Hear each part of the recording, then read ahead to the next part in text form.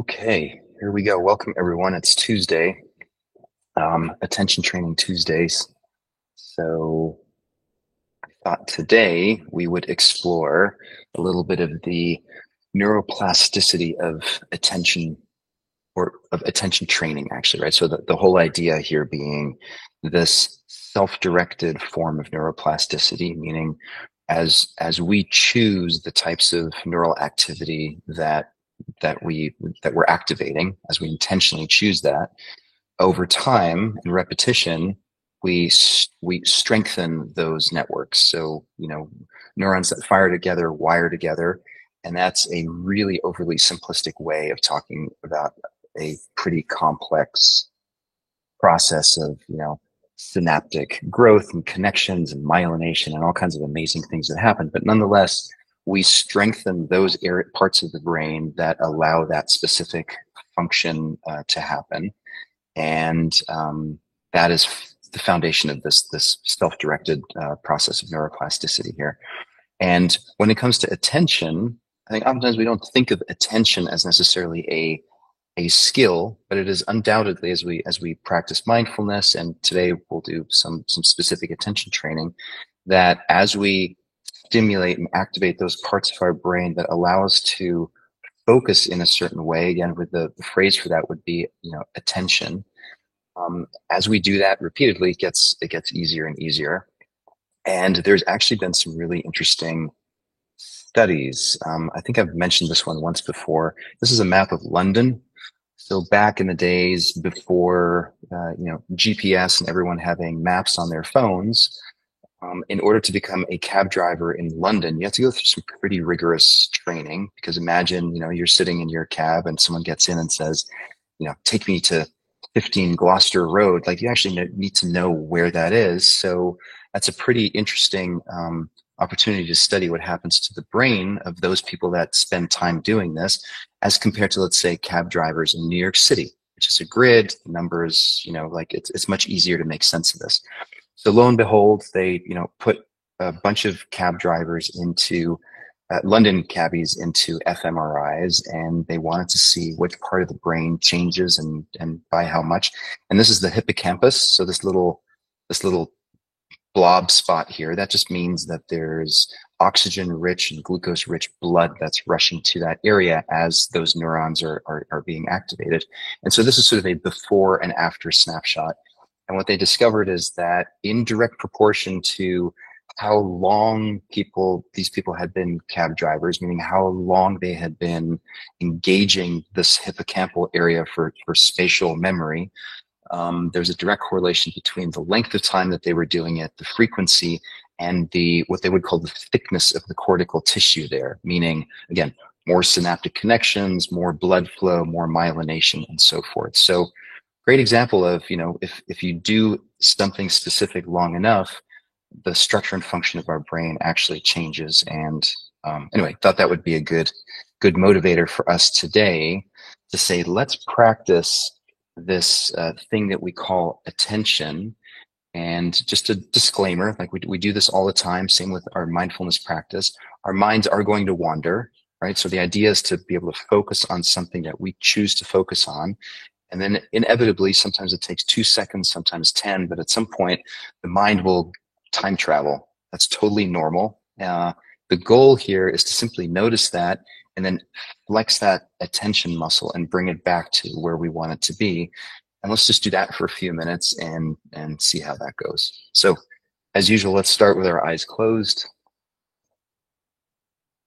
And actually, as it relates to, eyes and these types of exercises, if eyes closed doesn't feel comfortable for you, there's also, you can also keep your eyes open and just practice what I would call softening the gaze. So you're not really looking at anything in particular. You're just allowing your eyes and your sight to get a little bit fuzzy.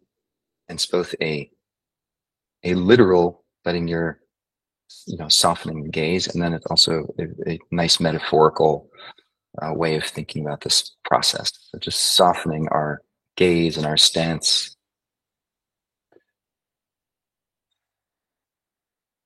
Let's take a couple intentional breaths together. So deep inhale through the nose. Long, slow exhale through the mouth. Noticing your belly and your chest. Then hold the exhale for 5, 4, 3, 2, 1. And a deep inhale through the nose. Long, slow exhale.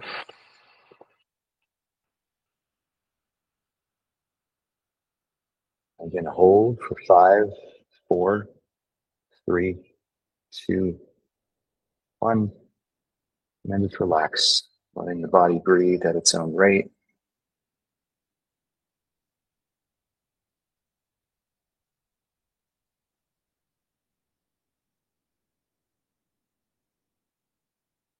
And speaking of breath, notice how there's this long pattern of breath that we experience in the body. And it starts at the nostrils, goes through our nasal cavity, through our throat, into our chest, all the way down into our belly. See if you can bring your attention to that process. So again, starting with the nostrils, nasal cavity, throat, shoulders, chest,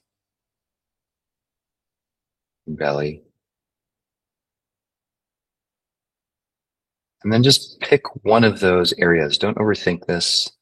Doesn't really matter which area you choose, but just pick one of those areas of your body where you experience breath and see if you can bring your full attention to that area.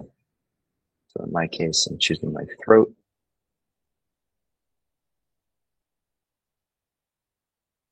I'm noticing the sensation of in-breath and out-breath in the throat, or you can do the belly or chest, whatever you choose is fine.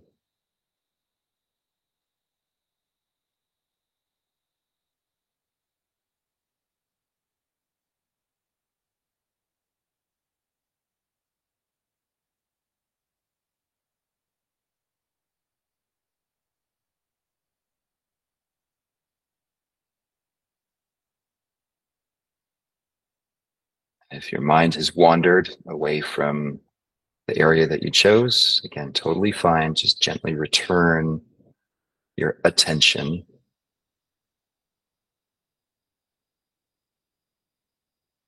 Focus your attention where you want it.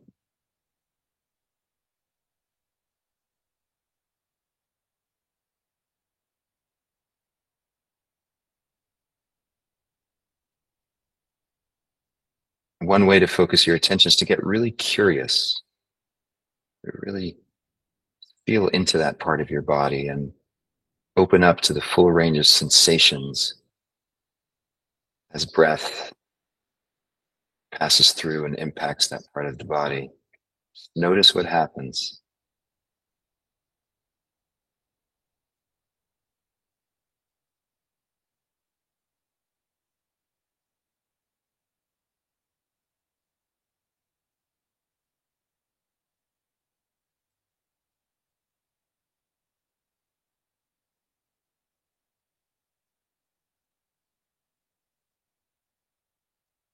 Noticing movement, temperature, and even sounds.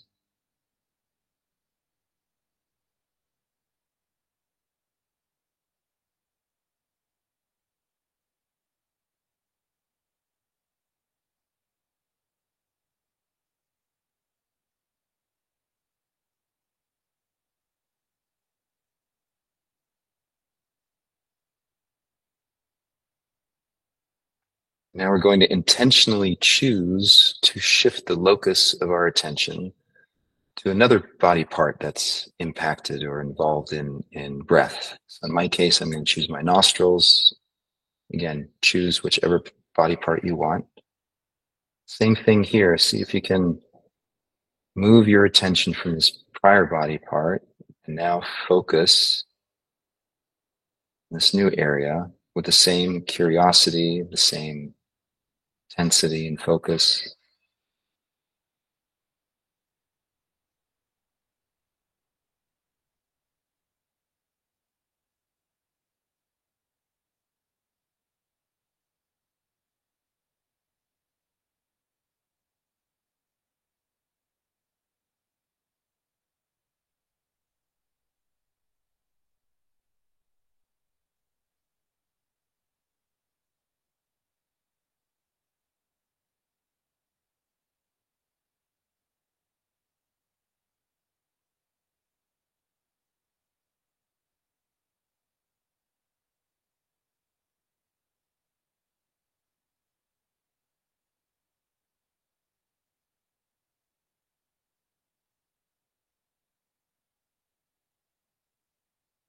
noticing that if with time, with space, and quietness, eventually the mind will get restless. It'll start shifting the attention to thoughts or memories, or again, it's totally normal. It's not a problem. Question is just to what extent are we aware of that when it happens?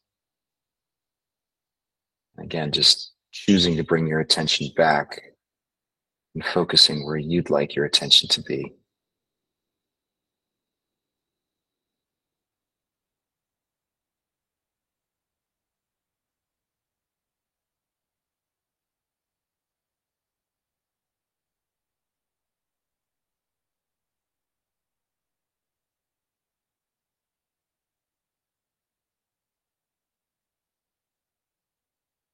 And now we're going to shift away from breath and let's focus our attention on the palms of our hands. So my fingers are interlaced. Again, just noticing the temperature and the sensation of the palms of your hands. Getting really curious to what does it feel like to have hands.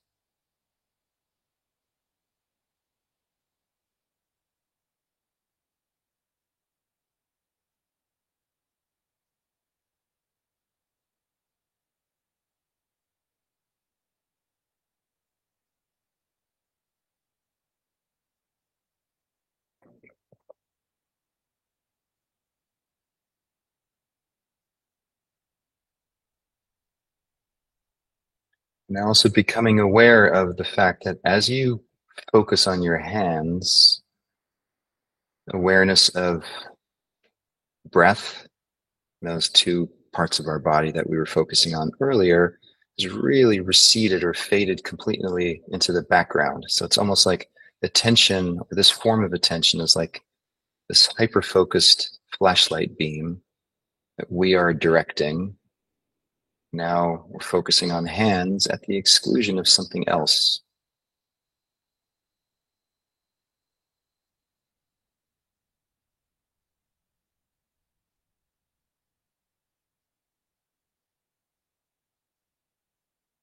To some extent, this is the same kind of skill or attention that we can use when we want to really focus on, say, a conversation that we're having with someone else.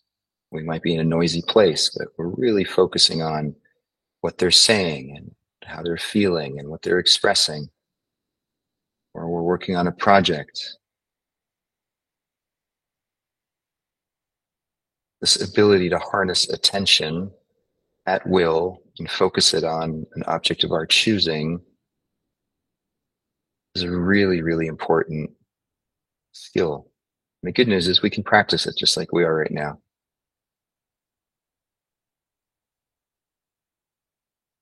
Just take a deep breath in. Slow exhale through the mouth. Relaxing the shoulders and the belly and the chest. And hold the exhale for 5, 4, 3, 2, 1. Another deep inhale. Long exhale.